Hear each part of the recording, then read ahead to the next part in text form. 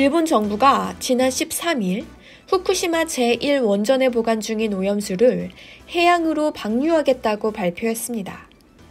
이 같은 소식이 전해지자 문 대통령은 아이보시 고이치 주한 일본 대사를 만나 지리적으로 가장 가깝고 바다를 공유한 한국의 우려가 매우 크다고 전하며 국제해양법 재판소에 제소하는 방안을 적극 검토하라고 지시했습니다. 그런데 일본의 반응이 황당합니다. 산케이 신문 보도에 따르면 한국과 중국의 항의에 대해 일본 고위 당국자는 중국이나 한국 따위에는 듣고 싶지 않다는 답변을 내놓았다고 합니다. 평소에 주변국을 얼마나 경시했는지 고스란히 느껴지는 대목입니다.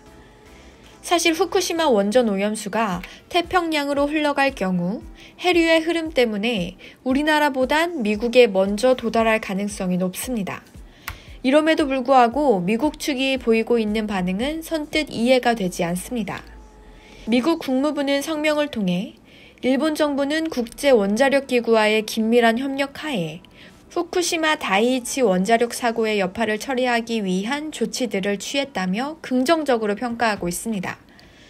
미국의 국무장관인 토니 블링컨은 원전 처리수 결정을 투명하게 하려는 일본에 감사하다는 내용의 트윗을 남기기도 했습니다. 오염수를 처리수라고 부르는 일본 정부의 용어를 사용한 것도 의아합니다. 이러한 점을 볼 때 미국과 일본 양국이 물밑에서 이와 관련한 어떠한 협상이 이뤄진 것이 아닌가 하는 의구심까지 생깁니다. 지난해 12월 도쿄 전력이 발표한 후쿠시마 오염수 농도 현황에는 발암물질인 스트론튬, 세슘, 요오드 등 방사성 물질이 다수 확인되기도 했습니다. 그런데도 이렇게 미국과 일본 양국이 우방국이라는 이유로 어떠한 정치적 협의를 통해 다른 주변국들의 상황을 전혀 고려하지 않은 결론이 어떠한 나비 효과를 가져오게 될지 상상하기 무섭습니다. 바이든 대통령은 당선 이후 트럼프 정부가 탈퇴한 파리 기후 협약을 복귀하면서 환경 문제에 큰 관심을 보여왔습니다.